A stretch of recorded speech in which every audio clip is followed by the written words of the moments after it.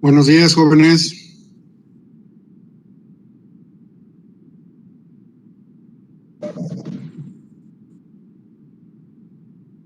¿Sí me escuchan? Sí, profesor, buenos días. Buenos días, profe. Buenos días. Voy a poner la presentación del día de hoy. El viernes vimos una ¿cómo se llama? Un video de un accidente que fue justo creado por imperfecciones. Pues permítame, porque aquí tengo un problema con mi pantalla. Tarda un poco en ajustarse. Ya. Entonces nos habíamos quedado aquí en esta diapositiva. ¿Ya la están viendo o todavía no? No, no se ve. Permítanme.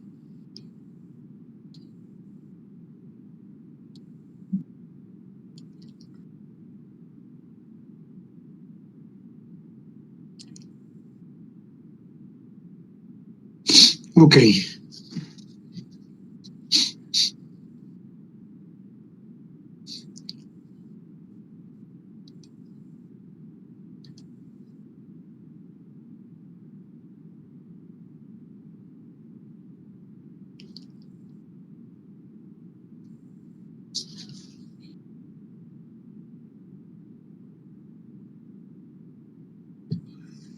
Bueno, ¿ahora sí ya la están viendo o todavía no? Sí, ya se ve. Sí.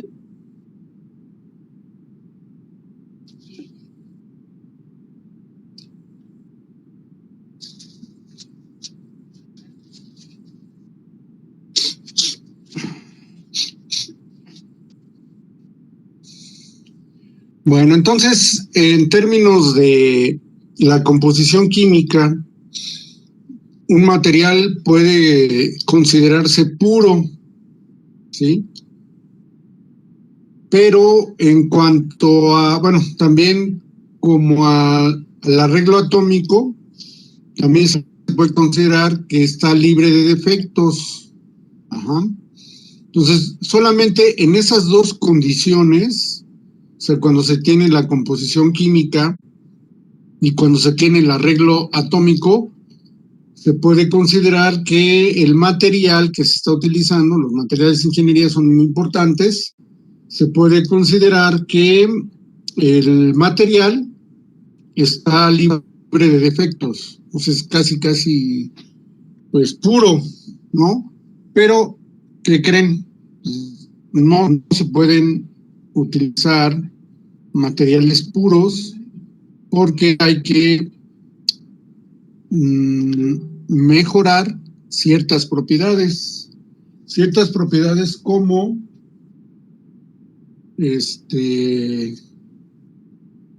como la resistencia, la durabilidad, todo eso, ¿no? Entonces, solamente en esas dos condiciones. Estas dos condiciones son críticas para determinar el comportamiento o el rendimiento del material. Ajá. Estas dos, la composición química y el arreglo atómico. Sí, por eso hay aceros, de alto carbono, aceros de bajo carbono, porque pues la edad de los metales incluso han sido edades de la humanidad. Pues, por ejemplo, está la edad de piedra, la edad de bronce, la edad de hierro. Ajá. ¿Y ahorita en qué edad estamos?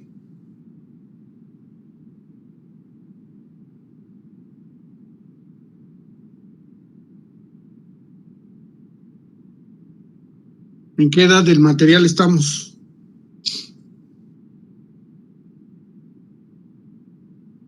¿Del compuesto? No.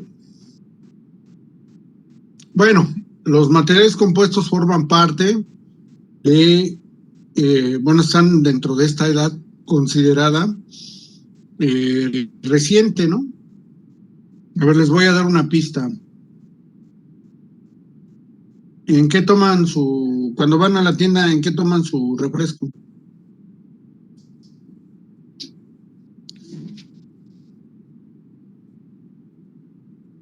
En aluminio o vidrio, ¿no? Sí, en aluminio, vidrio. Plástico. Órale. En plástico, jóvenes. Estamos en la era de los plásticos. La mayor parte de lo que los rodea, sí, son plásticos. ¿Y los plásticos de dónde se obtienen?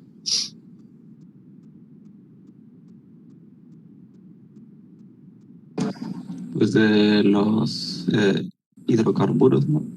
De los hidrocarburos, muy bien, o sea, del petróleo. Sí. ¿No? Entonces, como se obtienen del petróleo, pues muchos dicen, no, es que, o sea, dicen, no, es que el petróleo ya se va a acabar, ya hay que estar pensando en los autos eléctricos. Y pues nada más da risa, ¿no? Porque según son los expertos, entonces dicen que ya el petróleo ya va de salida y ya se van a utilizar automóviles eléctricos. Yo me pregunto de dónde van a sacar las llantas. Las llantas se tienen que deformar para que se puedan adherir al piso. Pues van a seguir siendo de plástico. Los asientos, pues me imagino que los harán de piedra, yo creo, para que no usen el petróleo. Entonces, esos que dicen que ya el petróleo va de salida y que ya no hay que invertir en refinerías ni en petroquímica, pues no saben ni lo que dicen, ¿no? Porque las fundas de protección de sus celulares, ¿de qué material son? De caucho. De plástico también, porque hay caucho natural, ¿eh? Ah, bueno, en el caso sintético, pues obviamente es plástico. Uh-huh.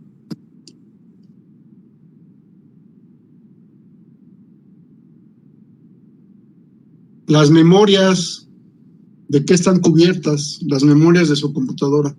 Bueno, las memorias externas. Perdón. Silicón. No.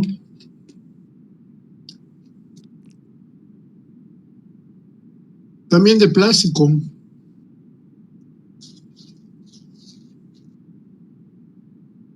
O sea, son plásticos suaves, plásticos duros. El control remoto de su televisión. No, así que es de acero, que es de aluminio. No, pues también es de plástico. Pues todo es plástico, ¿no? O A ver, sea, ustedes, el teclado, las partes, las teclas de la computadora son de plástico también. pues sí.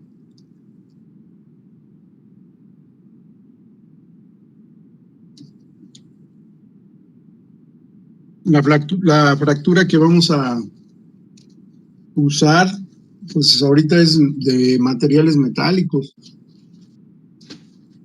pero ya urge que sea de materiales compuestos. Pero si las autoridades no le dan agilidad, a pesar de que para eso se les paga, al plan de estudio, o a los planes, al plan de estudios, pues imagínense, no podemos meter más materias, y así ya está cargado ahora. Nos restringen a 8 semestres, y la UNAM sacó su carrera de ingeniero aeroespacial en 10 semestres, y no ven lo que nosotros vemos. Entonces, imagínense, cómo nos estamos quedando atrás. Bueno, entonces aquí dice, pero los materiales reales de ingeniería, aquí está, los materiales reales de ingeniería no son perfectos, no son perfectos. Ay, perdón, es que me llegó un estornudo. Es que estoy buscando. Y dice puntero láser. Voy a usar el puntero láser. Sí, aquí dice que los materiales reales de ingeniería no son perfectos. ¿Qué quiere decir esto?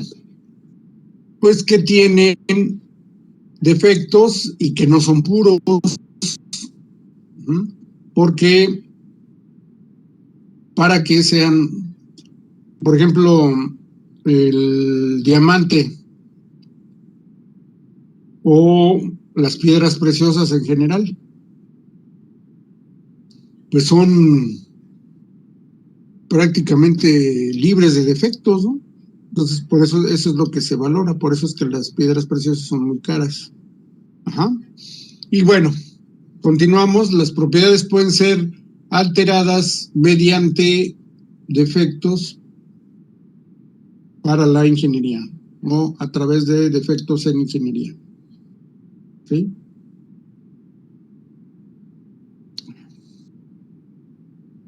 Pasa, ¿por qué no cambia? Ah, es que tengo el puntero láser.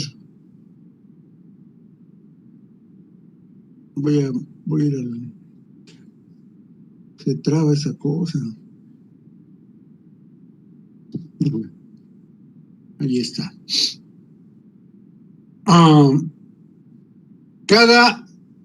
Cada sólido o cada elemento sólido o cada material sólido o cada elemento estructural sólido, pues tiene defectos e imperfecciones.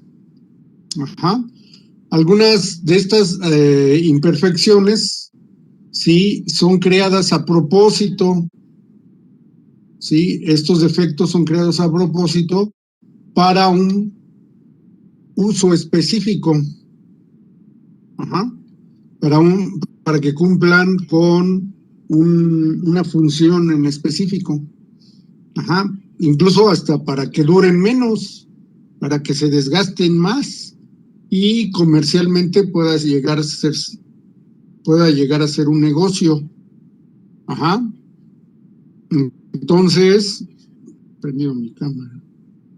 Ahorita que me estoy dando cuenta, no he iniciado mi cámara.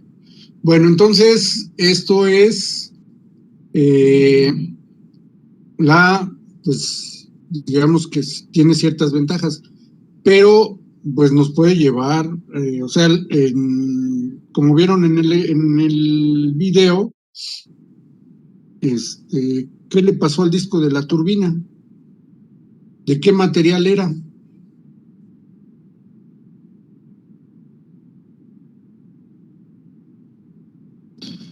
¿De titanio?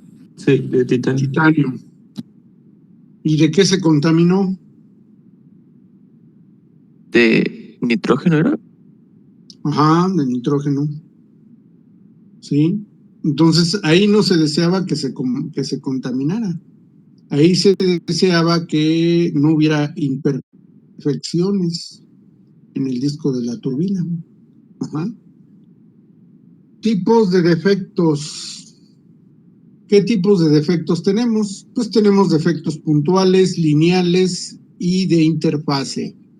Los defectos puntuales tienen una o dos posiciones atómicas. Imagínense, ya estamos hablando de posiciones atómicas. La nanotecnología, de la cual hablaba Richard Feynman a finales de los años 50, ajá, ya estaba hablando de nanotecnología, pues que fueron 60, 70, 80, 90, 40 años después de que mencionó la nanotecnología, 40 años de este físico que participó, un gran físico, un excelente profesor que participó en el proyecto de la bomba atómica, desafortunadamente,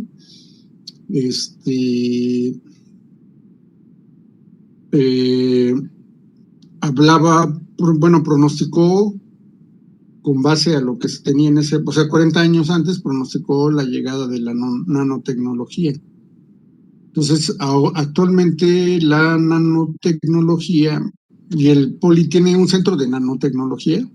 Me pareció haberlo oído o no. Sí, creo que está por la de biología en Zacatenco. Así es, está enfrente de lo que viene siendo ¿cómo se llama? La UDESE, la Unidad Profesional de Desarrollo y Competitividad Empresarial. Órale, qué nombre tan interesante.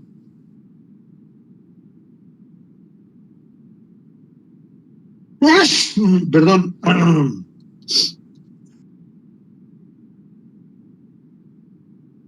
Luego, entonces,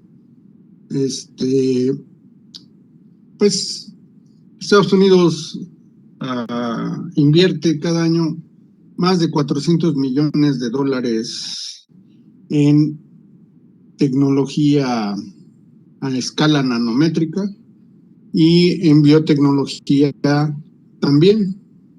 Aquí en México, pues en biotecnología, el sexenio pasado se invirtieron 4 millones de pesos en todo el país, y en nanotecnología, pues la misma cantidad, 4 millones de pesos.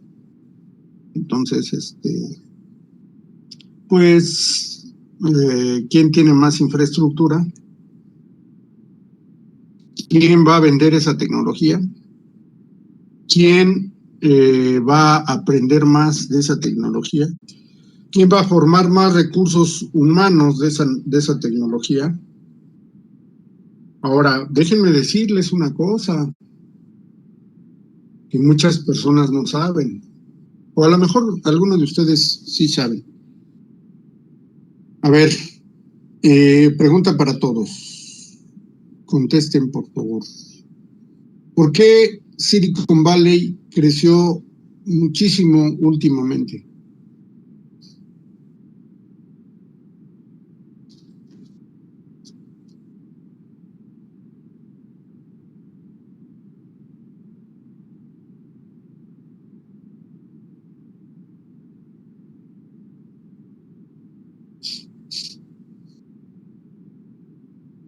¿Alguien lo sabe? Yo, yo pensaría que ese tipo de empresas crecieron justamente cuando había la necesidad económica la necesidad social pues de eso o sea, que promueven, ¿no? por eso ese tipo de gente se hizo exitosa a partir de una necesidad social muy interesante. Bueno, o sea, muy puntual, pues, o sea, lo crearon justamente cuando lo necesitaban. ¿Pero quién necesitaba qué o cómo? No te entiendo.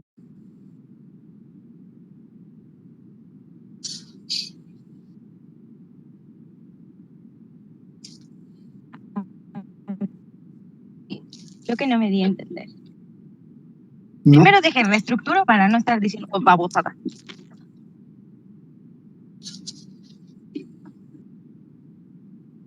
¿Puede repetir el nombre de la organización, profesor?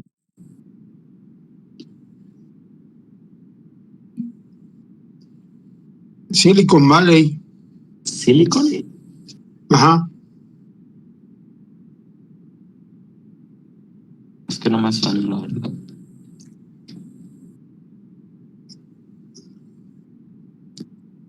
Bueno, se conoce como el Valle del Silicio o el Valle del Silicón.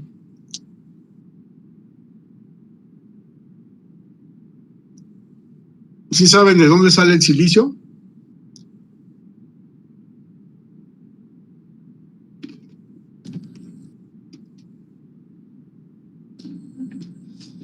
No es un tipo de mineral. Ajá. Ajá. ¿Y para qué se usa?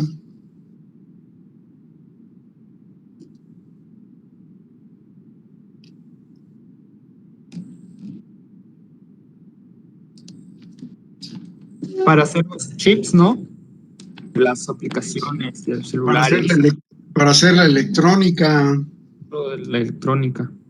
¿Y a poco ustedes creen que Google, Facebook, WhatsApp, o sea, las redes sociales en general, el Internet, las ventas por línea, ha provocado o provocó el crecimiento tan importante de Silicon Valley? Pues yo pensaría que sí. Pues no, pues déjame decirte que no. Silicon Valley o el Valle del Silicio, que también hay un Silicon Valley en Guadalajara, ¿eh? No sé si sabían, Sí, sí había escuchado.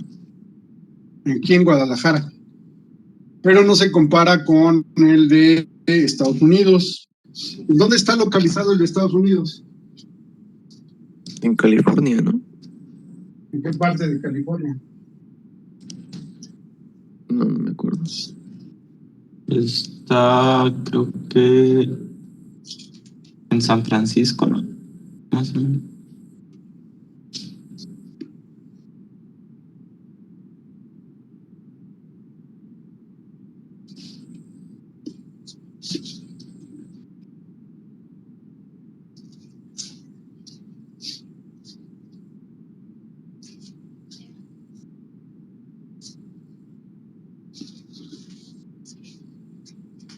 Sí, por ahí.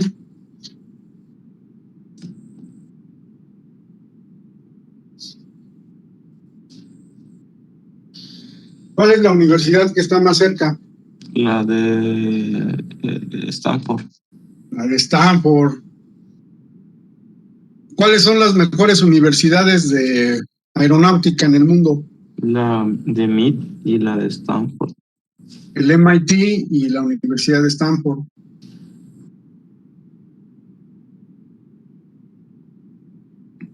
Entonces ahí les va. Silicon Valley creció gracias no a las redes sociales ni a la publicidad. O sea,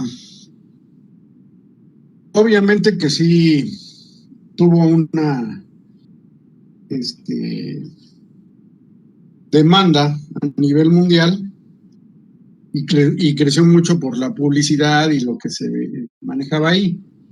Pero los programas, principalmente los navegadores como Google, Firefox, todos esos, y toda la industria que hay toda la industria de la electrónica que hay ahí en Silicon Valley creció, pero por las necesidades aeronáuticas y espaciales, ¿sí?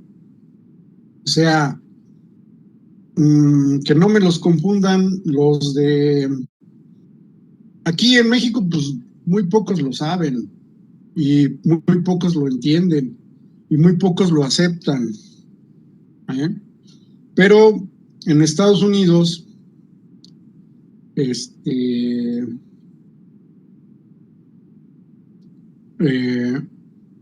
todo lo que tenemos ahorita de desarrollo tecnológico fue una necesidad aeronáutica y una necesidad espacial, ¿sí? O sea, para que, por ejemplo, una nave espacial pudiera navegar en el espacio tanto terrestre como extraterrestre o en la zona ya del espacio vacío, ¿de dónde creen que sacaron los instrumentos para las naves espaciales?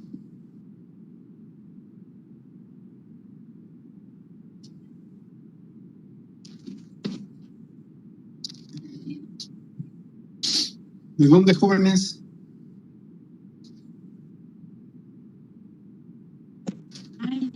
¿En la aviónica? Pues sí, de la aeronáutica, los instrumentos de las aeronaves, ¿sí? Primero se desarrolló la aviónica y después la astriónica o la electrónica de naves espaciales. Ajá. Entonces, pues todo ha sido porque en Estados Unidos la tecnología prioritaria es la tecnología aeronáutica. La tecnología de materiales y nuevos materiales se desarrolló por las necesidades aeronáuticas en todo el mundo, que ya después se utilizó que en coches, en electrónica, que las primeras grabadoras de cassette fueron para la aeronáutica, después ya se hicieron para que oyeran cassettes de música. El disco compacto fue para la aeronáutica, ya después se hizo para grabar video. Las memorias de estado sólido fueron para la aeronáutica primero.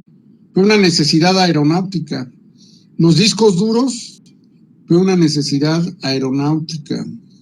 El sistema de bloqueo de frenos de los coches fue una necesidad aeronáutica, ¿sí?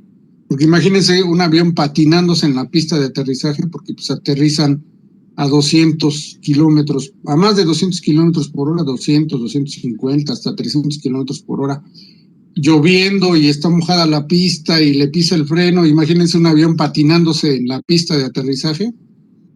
Pues es mortal, causa muchísimos daños y muere muchísima gente. Entonces, el sistema de bloqueo de frenos no fue para los coches, ¿sí? Bueno, el sistema de bolsas de aire es un sistema de seguridad, ese sí, diseñado para los automóviles. En el caso de los aviones no se puede colocar bolsas de aire, pero si ustedes se fijan abajo del asiento, ¿qué se encuentran? ¿Qué encuentran debajo de un asiento de un avión? Bueno,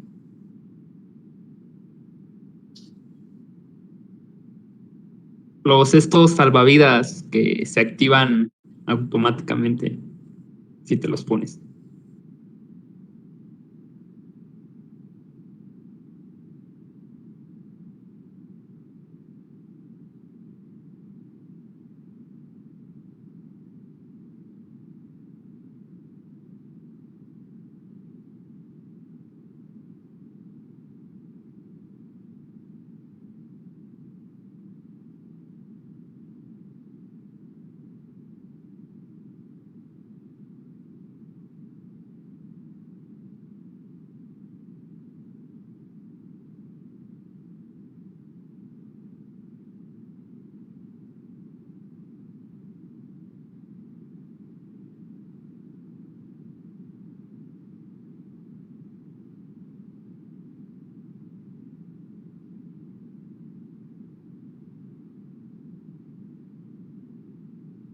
Sí, efectivamente están las... ¿Y los toboganes cómo son?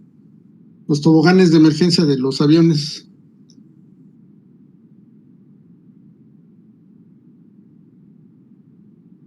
¿Cómo funcionan? Son tipo inflables, ¿no? Pues sí, son autoinflables, igual que las bolsas de aire. Sí, es para que bajen las personas, desalojen la aeronave de manera lo más rápidamente posible. Ajá. Entonces, la tecnología aeronáutica y espacial es la que hizo crecer a Silicon Valley, no el desarrollo de las redes sociales ni la publicidad que venden ahora en Internet. O sea, ya Internet está contaminado con los publicistas. ¿La Internet de dónde salió? Pues se supone que era un protocolo militar, ¿no? Así es, era un protocolo militar para establecer comunicaciones entre redes para uso de la aeronáutica militar. Ajá, en ARPANET, la famosa ARPANET, ¿sí? Que tienen los proyectos más avanzados, los proyectos militares más avanzados. Y los proyectos militares más avanzados pues, tienen que ver con la aeronáutica, ¿sí? Por eso se creó la NASA, ¿sí? Para solicitar proyectos. ¿Cómo aterriza o cómo aterrizó recientemente la nave Perseverance en Marte? A ver, ¿quién me dice?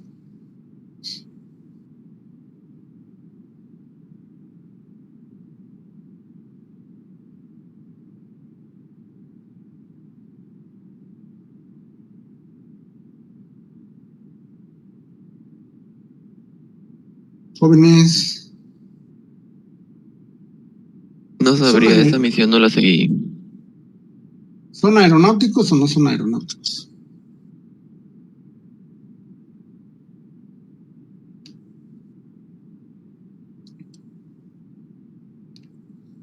Pues mediante una protección.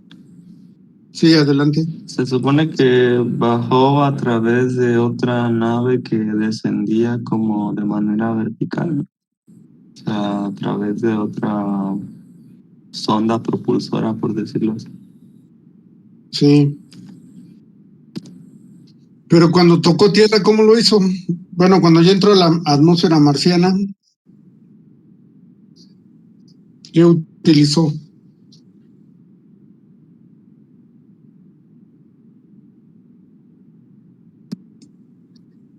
Para moverse, Ajá. pues, Para ingresar, para detenerse, para amortizar. ¿No habrá usado paracaídas? Usa un paracaídas, pero al momento del impacto son unos globos o bolsas, o globos llenos de nitrógeno, ¿no? Que se inflan. ¿Por qué se utiliza el nitrógeno en las llantas de los aviones? Porque es un elemento inerte, entonces no se, ¿cómo se dice? No explota muy altas temperaturas como cuando frena, digo, como cuando aterriza y tampoco se congela a 10.000 metros de altura. Pues sí, es más estable que el aire, ¿no? Ujú. No es Entonces, como el oxígeno, que es muy reacción, el oxígeno reacciona mucho. es muy reactivo. Ujú. Ajá, entonces, igual en los coches ahora ya le ponen nitrógeno para hacerlos más estables. Y en los aviones, pues desde siempre se ha utilizado. Imagínense que inflaran una llanta de un avión con aire. ¿Qué le dirían ustedes? ¿Se subirían a ese avión? ya estuviera reventado la llanta. Pues sí. Así es. Bueno, entonces regresamos al tema. Hay defectos lineales en una sola dimensión y hay defectos interfaciales. Ajá. Entonces vemos aquí que tenemos las imperfecciones en los sólidos que se dan o que se pueden lograr mediante procesos de solidificación. Ajá. Por ejemplo, cuando se va a fundir un material, se tienen la fundición de un material o el resultado de la fundición de un material se genera en dos pasos.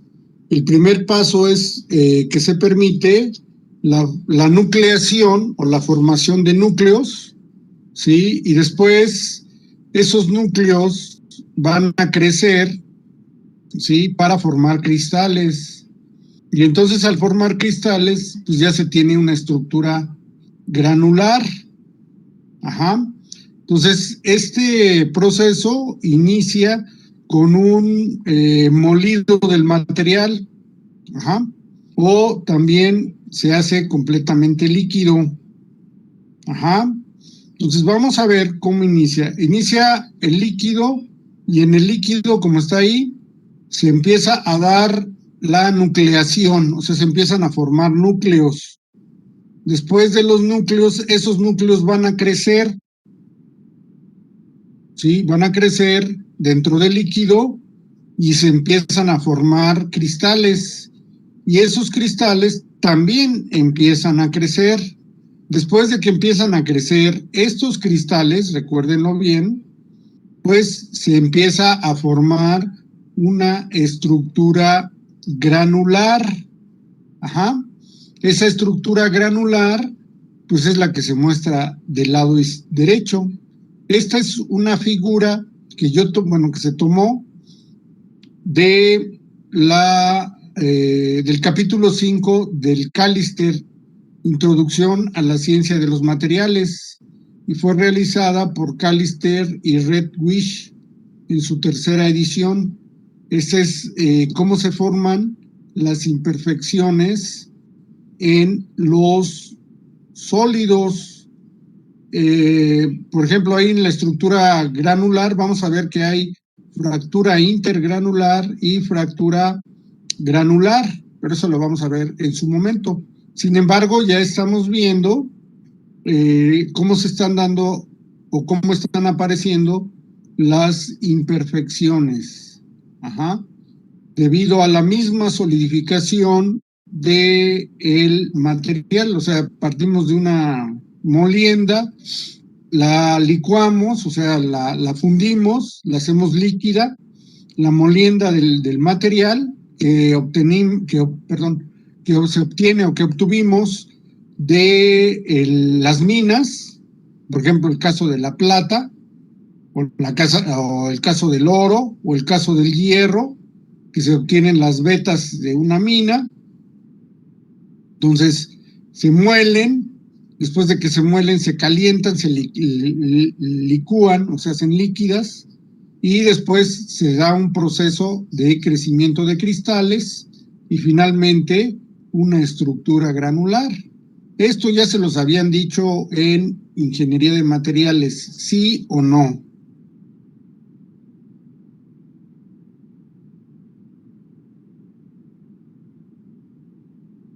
Jóvenes. Sí, ¿Sí que? sí recuerdo que lo dijeron. Muy bien. Entonces, los cristales crecen hasta que cumplen o se detienen unos a otros o se juntan unos a otros. Ajá. Así es como crecen los cristales. O sea, el cristal deja de crecer cuando tiene de frontera otro cristal, ¿sí? Y entonces ya se forma la estructura granular. Hicieron práctica para determinar el número de granos que hay en una fotografía o en una micrografía o microfotografía. ¿Sí o no?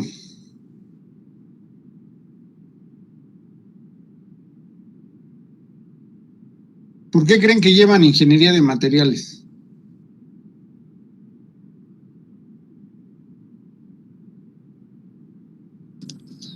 Pues para saber primeramente la introducción sobre sus propiedades mecánicas y químicas, no, pero más importante las mecánicas. Pues sí, las su propiedades mecánicas, comportamiento. exactamente, las propiedades mecánicas tienen que ver mucho con lo que estamos viendo, las características o propiedades del material. Vamos a ver que esto le puede dar dureza, una estructura granular fina, una estructura granular gruesa, le puede proporcionar ciertas propiedades mecánicas y las tienen ustedes que conocer. ¿Quién fue el experto en el video que les pasé? ¿De qué área de especialidad era el experto que hizo el estudio y el descubrimiento de la incrustación de un átomo de nitrógeno? Metalúrgica. Era un metalúrgico, un ingeniero metalúrgico. ¿Sí? ¿Quién les dio ingeniería de materiales en la escuela? Mosqueda. Mosqueda, bueno, pues es ingeniero metalúrgico, dice él. No sé si es ingeniero metalúrgico. Y Víctor Sauce, que es su jefe, también es ingeniero metalúrgico. ¿Ah? Entonces ellos estudian el comportamiento de los materiales y ven cuando hay defectos. Ajá.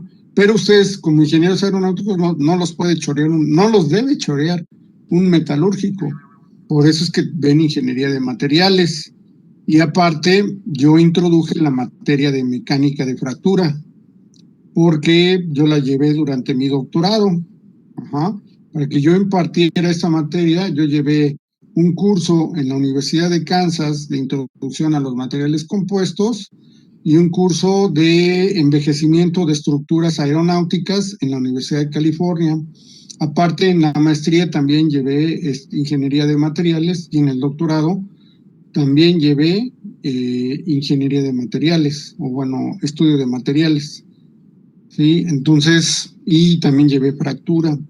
¿Sí? Y por eso es que introduje, al igual que hice la maestría, también introduje la materia de mecánica de fractura. Y la materia que quiero incluir todavía es la de fatiga, que pues ya no, en 8 semestres ya no dan, o sea, vimos que metiéramos 35 materias optativas para ver cuáles, si cada uno de ustedes iba a agarrar una materia optativa. No, el programa de estudio se tiene que ampliar a 10 semestres para que puedan llevar fatiga y también puedan llevar problemas de aeroelasticidad. O sea, introduje yo, por ejemplo, las materias de control, no control en aerodinámica, sino las materias de control y automatización. Deben de llevar robótica. Pero si no vamos a ser ingenieros robóticos, me dicen muchos. Pero ¿para qué robóticos se dicen los ingenieros en robótica? A ver, un avión es un robot. Un avión se maneja solo, despega y aterriza solo. El piloto nada más va supervisando. ¿Sí? También deben de llevar prácticas de vuelo. ¿Sí? Ya llevo cuántas materias: fatiga, robótica aeronáutica o robótica aeroespacial, prácticas de vuelo o vuelo visual, vuelo por instrumentos, ¿sí? Vuelo visual, un semestre; vuelo por instrumentos, otro semestre, ¿sí?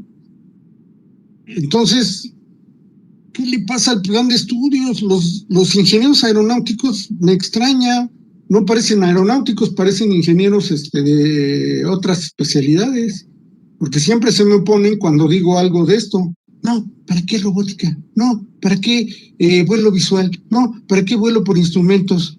No, ¿para qué meteorología? Por favor.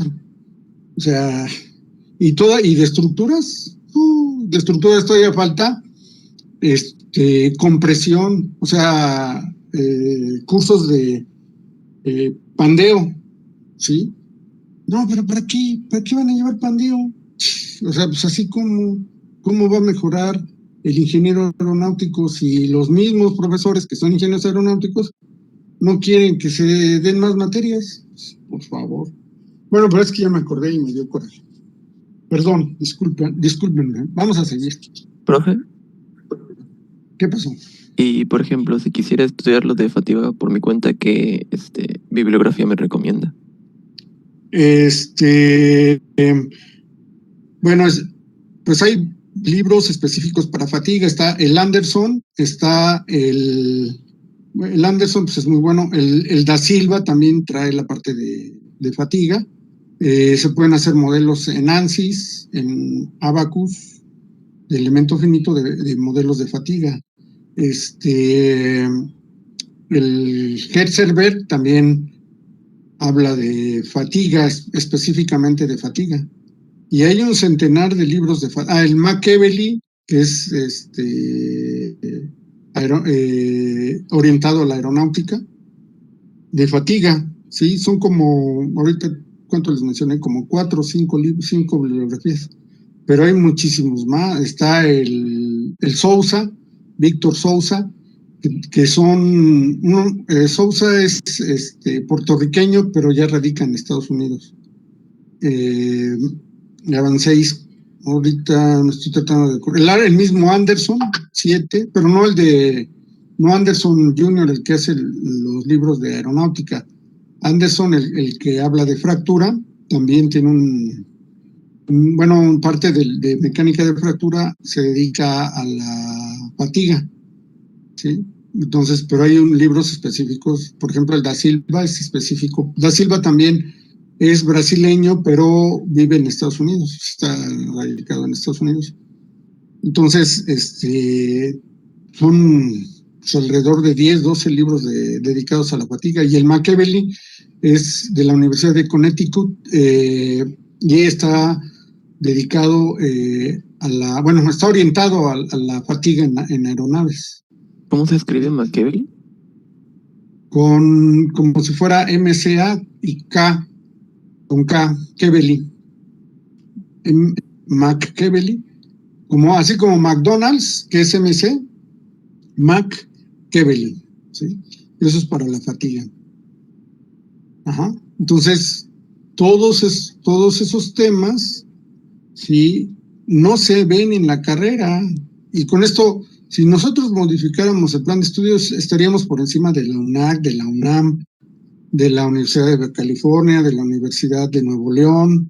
Sí, no, claro. No sé si ha checado la matrícula de Nuevo León y veo ya que está un poco mejor que la de CIMI, porque abarca todavía otro año más y también... No, pues ¿quién crees que le regaló el plan de estudios? Y no cobró un peso, y lo peor es que lo hizo sin permiso de los profesores, porque ese es trabajo que nosotros hicimos, ¿sí? Y no queríamos el dinero para nosotros, queríamos el dinero para la escuela, ¿sí? Queríamos el dinero para la escuela, para que se equiparan los laboratorios. Y el director, por quedar bien, que bueno, pues en paz descanse, Montalvo, por quedar bien les regaló el plan de estudios, se los dio así, tal cual. Dices, óyeme, pues, y luego, un plan de estudios a la inversa, retrógrado, ¿sí? Entonces, que lo hizo, y nosotros nos peleamos muy fuerte cuando metieron, porque nos tomaron el pelo, además. Dijeron, no, es que lo vamos a mandar a la DES. La DES es la Dirección de Educación Superior del Poli, para que se revise y después vamos a verlo y lo autoricen. Eso nos lo dijo cuando era su director académico, Alfredo Arias, ¿sí? Por eso desde ahí viene una confrontación con él, porque mintió y estábamos nosotros trabajando en las academias, porque dijeron, no, tienen que cambiar el nombre, no se permiten estructuras 1, 2, 3, 4, 5 y 6, ¿no? Entonces tiene que cambiar, entonces modificamos los nombres, estructuras de pared delgada, flexión, análisis matricial de estructuras, mecánica de sólidos, todo eso lo modificamos y le dijimos que queríamos ampliar el plan de estudios a 10 semestres. Pues agarró, lo metió como un plan de estudios ya definitivo y aprobado por la comunidad, y lo estuvieron manejando a escondidas en la Comisión de Planes y Programas de Estudio del Consejo. Los profesores que fueron de la escuela nunca dijeron nada de que se iba a modificar el plan de estudio. De repente ya estaba autorizado el plan de estudio. Y entonces empezaron las peleas en la escuela, las broncas, los reclamos, ¿sí? Y ahorita ustedes ven, seguimos peleando, a pesar de que cada 4 años se tiene que revisar el plan de estudios por parte de las autoridades de la escuela, o sea, directivos, directora o director, subdirector académico, subdirector de extensión, ¿sí?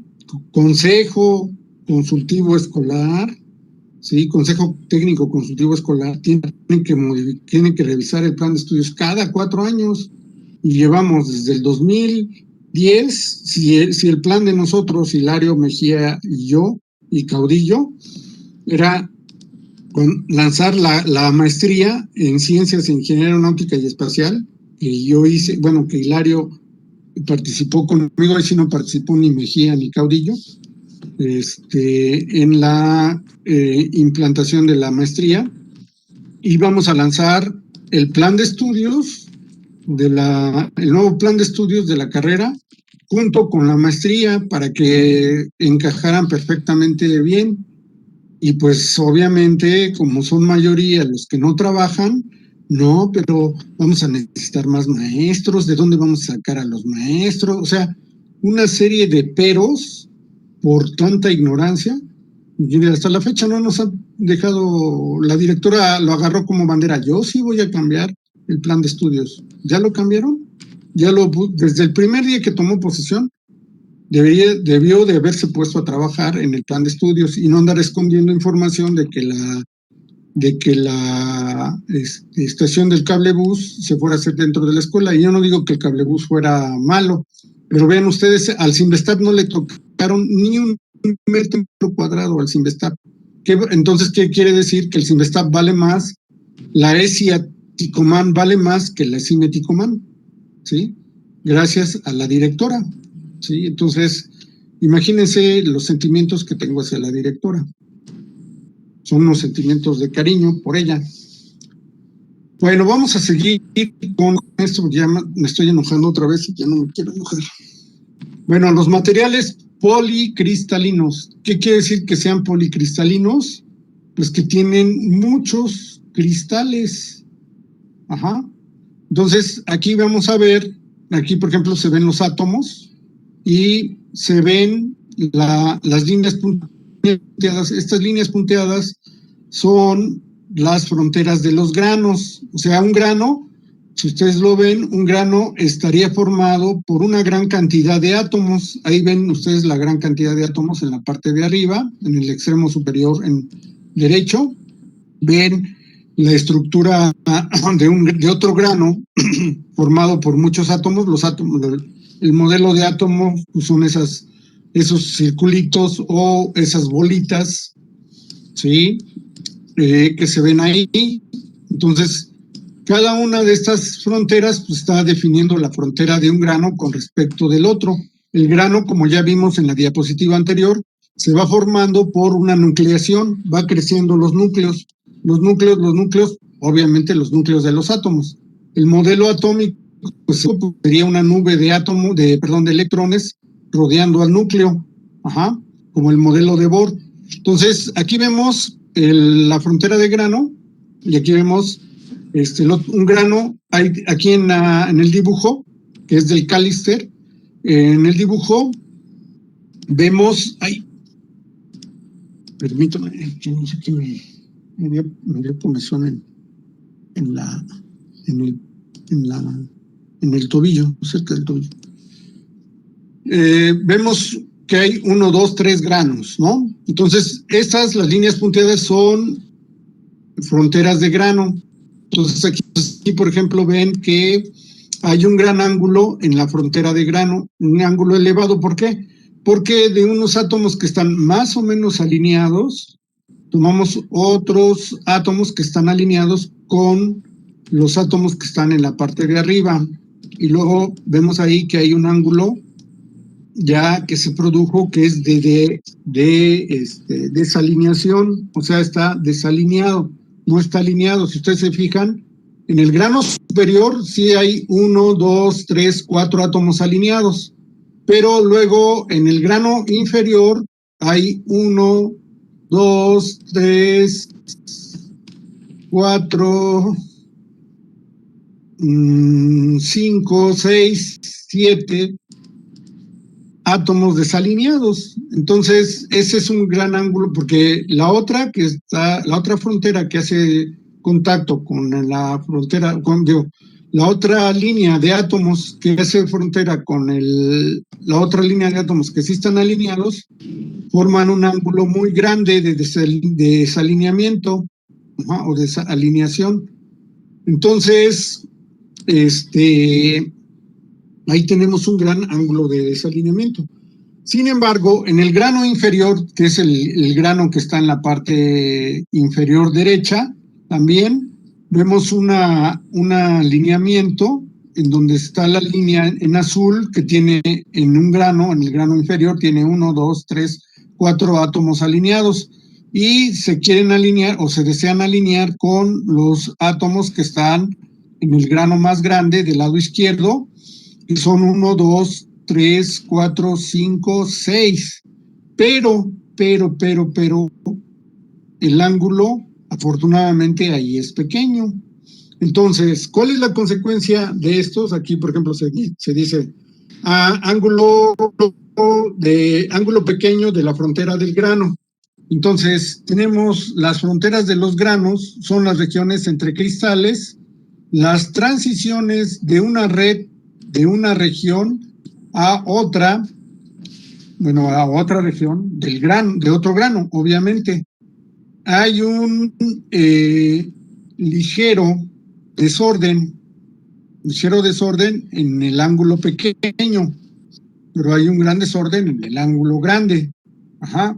Hay una baja densidad en las fronteras de grano, sí, porque aquí vemos que casi están en contacto los granos de arriba, casi se juntan, pero sin embargo hay vacío, hay un vacío, que es lo que se ve aquí de los átomos que no están alineados y que en la realidad, pues nosotros ya lo vimos, en la realidad con una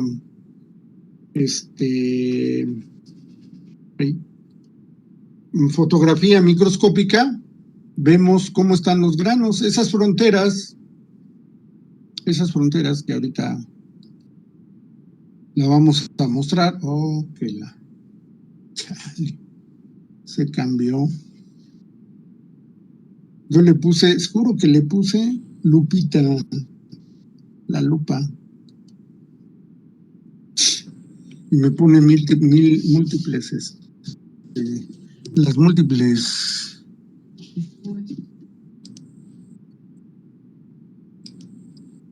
Es que la lupa es del lado derecho. Pero es en la otra diapositiva.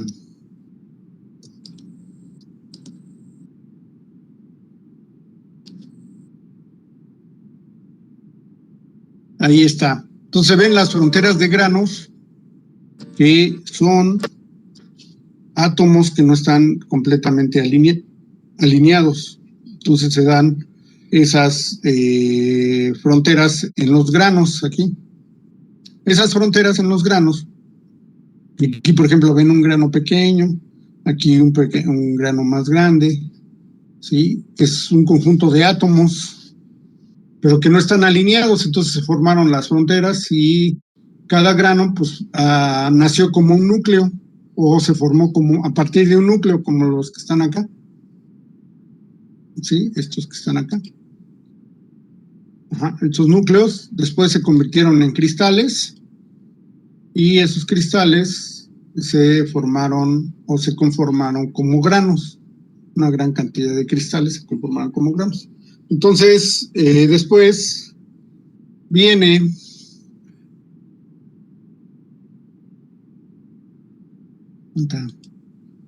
aquí no cambia. Viene aquí esta desalineación o desalineamiento entre una hilera de átomos y otra, ¿sí? Entonces, ¿qué es lo que da como resultado en las fronteras?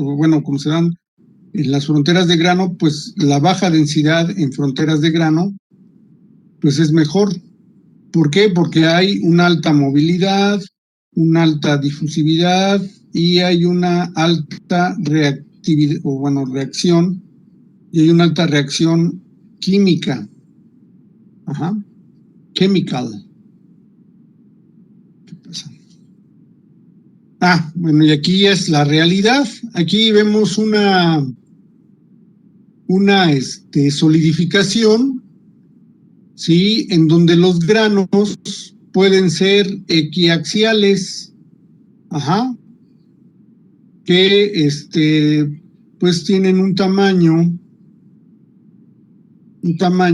eso va a influir en la resistencia del material.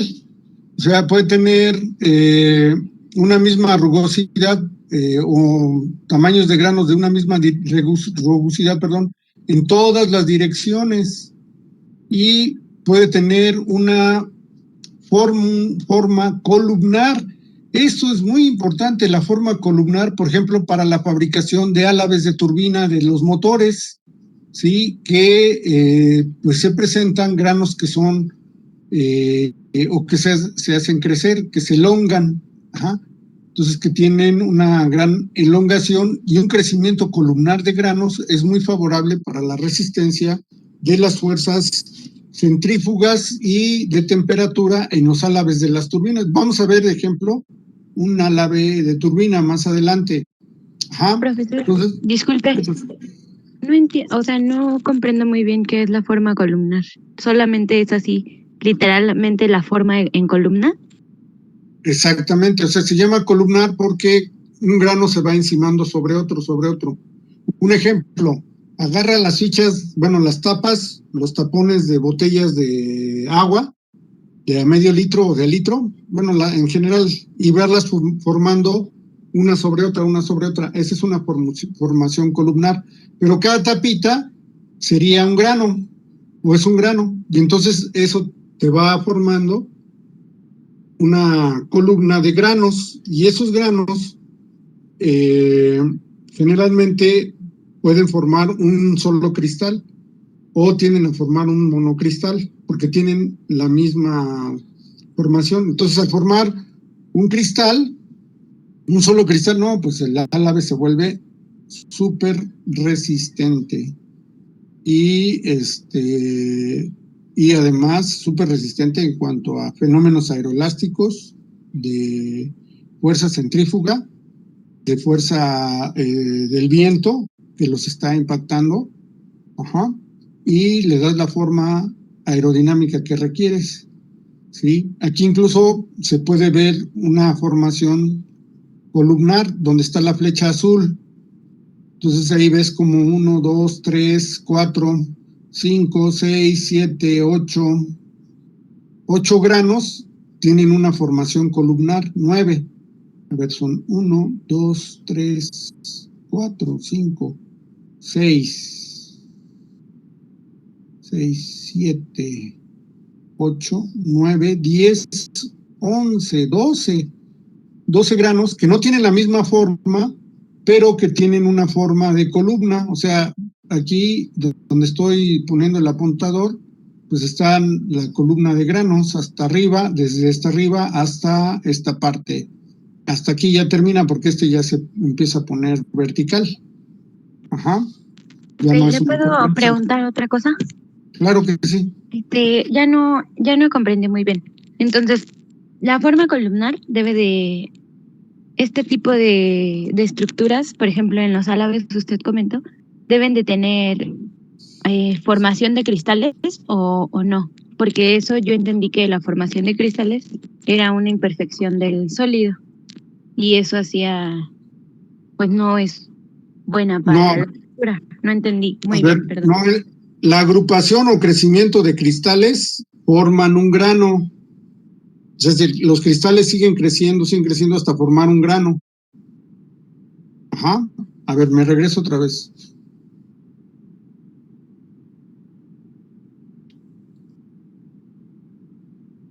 Ok, me regreso otra vez. Tú vas a tener las imperfecciones. Una imperfección, pues es una frontera de grano. Pero cuando tú vas a solidificar un elemento, vamos a decir que vamos a trabajar con la plata, ¿sí? Porque hay elementos estructurales de aleación de plata en el avión. Vamos a trabajar con la plata. La plata, pues, es pura prácticamente. Entonces tú agarras y de la mina de plata vas a realizar una solidificación, que es el resultado de la fundición del material de molienda, es lo que dice acá arriba, resultado de la fundición de la molienda del material. Y requieres 2 pasos. ¿Cuáles son estos pasos? El primer paso es la formación de un núcleo. El segundo paso es el crecimiento de esos núcleos. El crecimiento de esos núcleos te forman cristales. Y esos cristales, a medida que crecen, van a adquirir una estructura granular. O sea, ¿cuáles son los 2 pasos? La formación de núcleos de plata, a cristales de plata y a granos de plata. Entonces, se puede hacer así. Ahora, puedes unir la plata con el cobre, o al oro también puedes poner, ya no hacerlo 100% puro, porque si es 100% puro, pues es muy maleable. Pues, para cambiarle la maleabilidad, lo puedes ligar o hacer una aleación con la plata, y para que no sea al 100% y sea más rígido y no se doble o se deforme fácilmente. Ajá. Aunque, por ejemplo, para los cascos de los astronautas sí llevan una película muy delgada de oro para que se transmita rápidamente la comunicación en los cascos de los astronautas. Ah, ok, muchas gracias. Ya comprendí lo que bueno, o sea, ya me explicó mi duda. Muchas gracias, profesor. ¿Ok, segura? Sí, ya me lo explicó. Gracias. Bueno, entonces estamos aquí con los granos, ¿sí? Los granos pueden ser equiaxiales o columnares. Ya vimos los columnares. Los equiaxiales quiere decir que tienen el mismo eje. Ajá. O sea, tienen un eje igual. Ajá. Y esto se logra debido a un rápido enfriamiento. ¿Sí? O sea, el hecho de que tengan o que estén en un mismo eje. ¿Qué pasó? Es que ya son las 11:32, ya tengo otra clase. ¿Quién habla? Yo, ¿Quién es yo? Alexis Franco. Alexis. Sí, ya nada más termino. Voy a Vale. terminar. ¿Cómo se hace el refinamiento de grano? Se agregan pequeños granos uniformes y equiaxiales. Y eso, pues vamos a ver posteriormente qué ventajas tiene. Nos vemos mañana. ¿Sale? Sí, profesor, muchas gracias. Que le vaya bien. Hasta mañana, profesor. Hasta mañana.